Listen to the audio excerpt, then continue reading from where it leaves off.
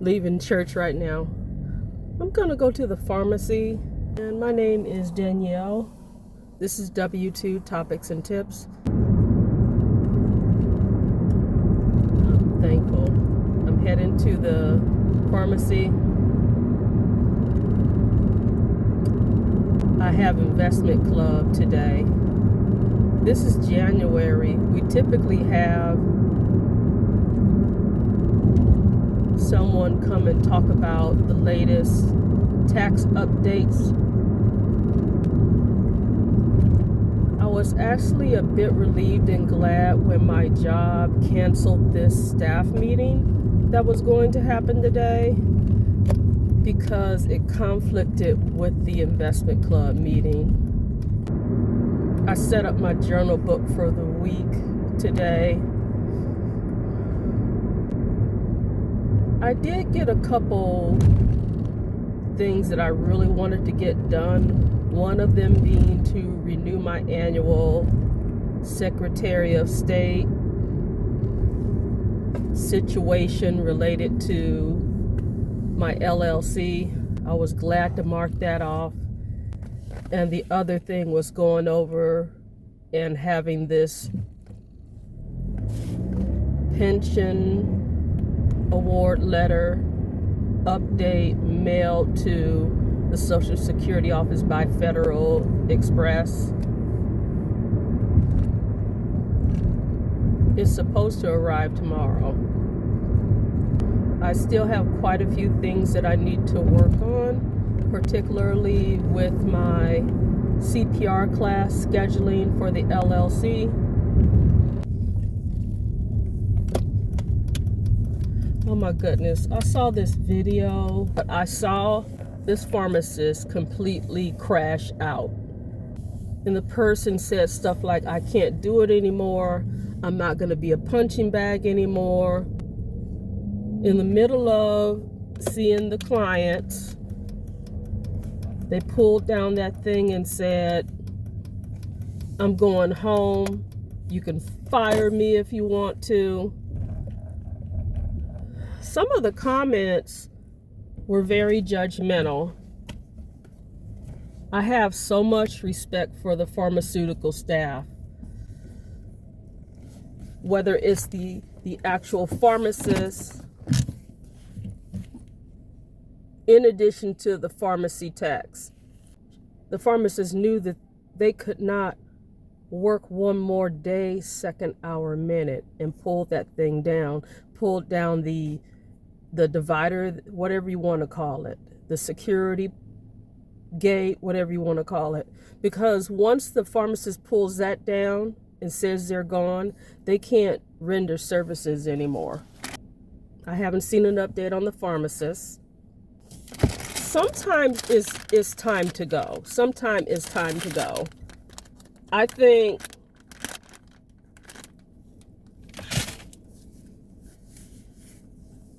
the pharmacists can career pivot. They can go work at a hospital part-time or something like that, or do something way less stressful. But when I say she crashed out, I think it was just like that a lot of things most likely were building up, and it got to that point where that pharmacist said, I have had enough, and I can't do this for one more second. And for anyone that thinks that would never happen to them, they probably aren't working in healthcare. The second W2 thing that I've saw in the news recently, I actually emailed a copy of it to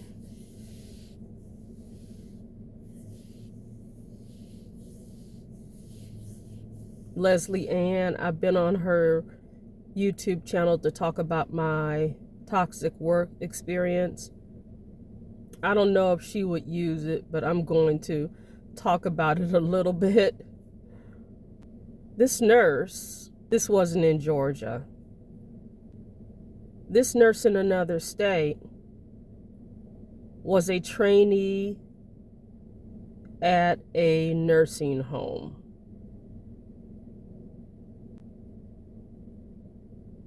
I've seen some stories say that she wasn't a nurse, and other stories say that this is a nurse.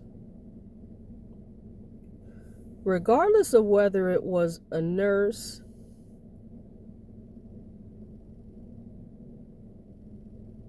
a nurse assistant, a medication assistant, whatever, this could still happen.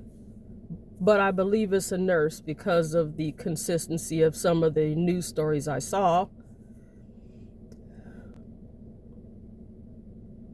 Allegedly, there are some issues with the person's orientation. Whoever was mentoring them or precepting them. So this person, this nurse, I'm not justifying anything this nurse did that I'm about to describe. This nurse went to her, because it is a her, the nurse went to her car and got some rat-tat-tat-tat, rat-tat-tat-tat, okay? And went to the director of nursing, said something to the effect of, "You're taking food out of my kid's mouth," and then went rat-tat-tat-tat, pow, at the director of nursing. Thankfully, where the director of nursing was hit was divine intervention, and that director of nursing is alive.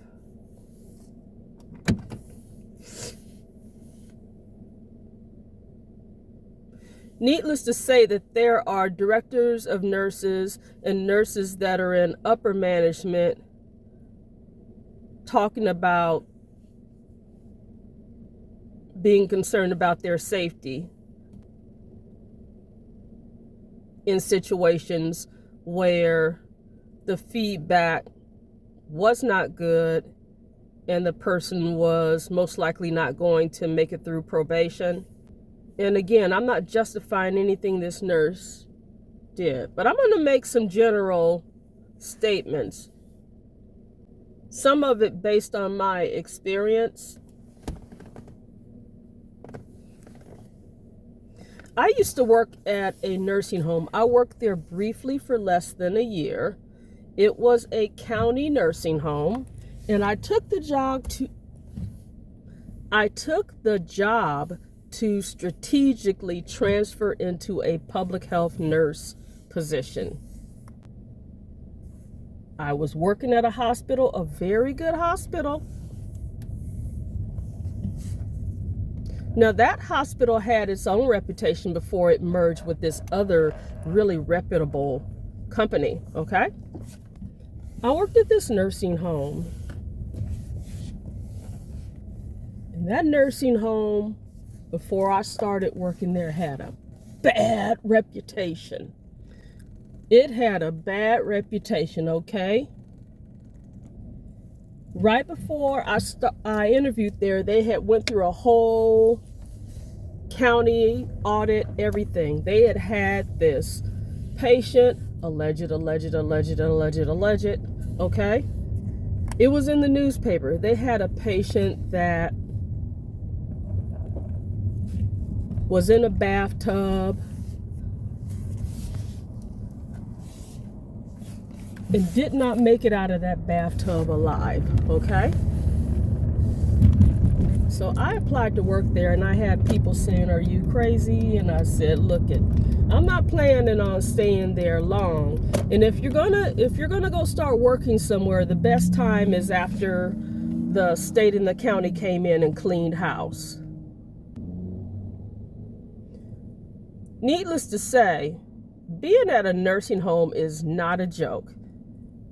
I was at a county nursing home, and I think that it was definitely better than the local ones. Because I worked at one before as a nurse assistant a couple times when I was in nursing school. And when I tell you, I worked at a nursing home as a CNA twice. The first time there was a person there that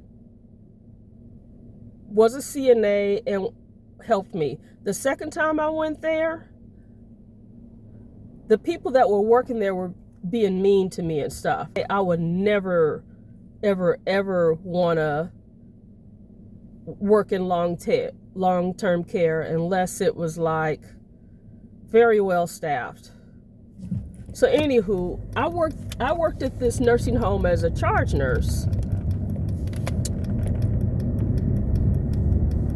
And that medication pass, I tell you, and it probably was better than a lot of the local hospitals.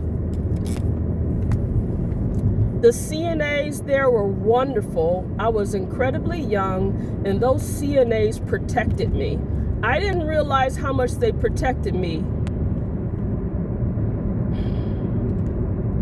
until I was floated, and I said, I will never go off my floor again. And this lady's like, well, you don't have a choice. She was this older lady, and she had a nursing cap on, and I'm just thinking, honey, you don't even know. I'm already putting in an application and had already been offered a position. Okay, but it was no joke there. It was no joke. Long-term care is no joke. I don't know how many times I need to say that over and over again. What I'm gonna say to nurses, if you're a nurse, one of the best things you could do is have you an FU fund. Woo!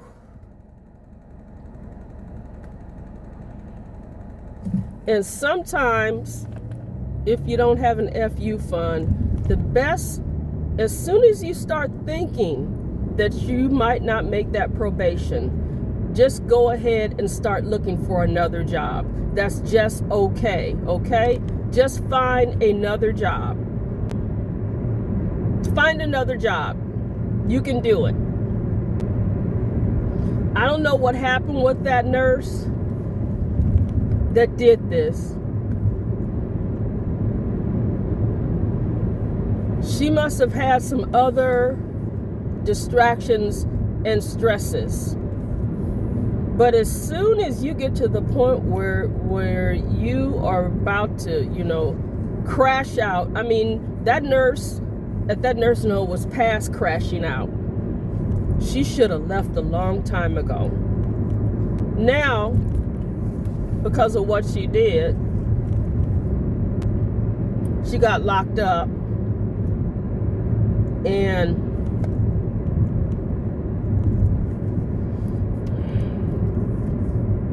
her career, woo! I've been in a situation where you're dealing with a boss that is just like a vindictive person. I've talked about that did a performance appraisal on me, worst in my career. Didn't get fired.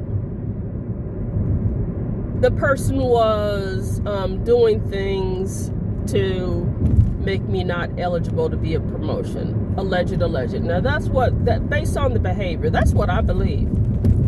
But that's neither here nor there. I made my choice to leave, everyone.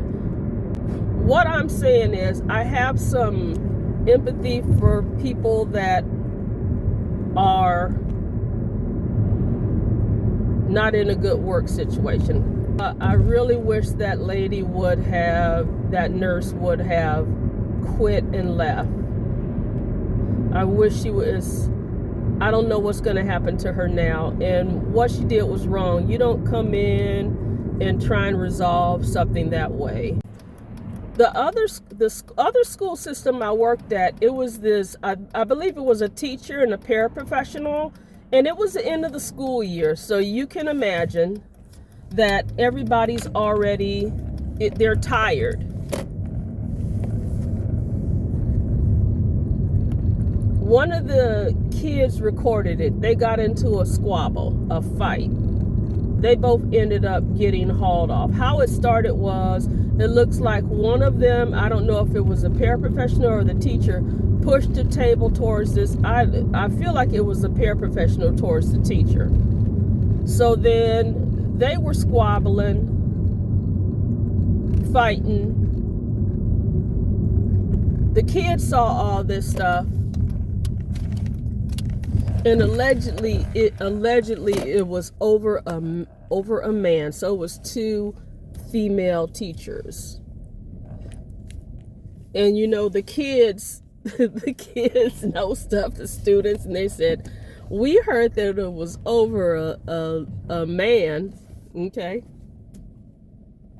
so they're locked up, and that man that they're fighting over probably still has his job.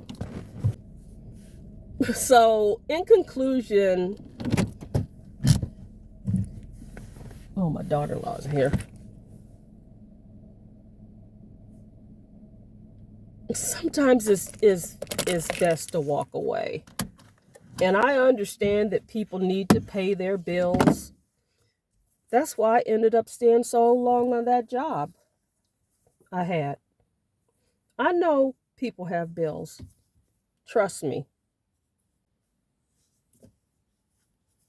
But sometimes you have to make a choice for your peace.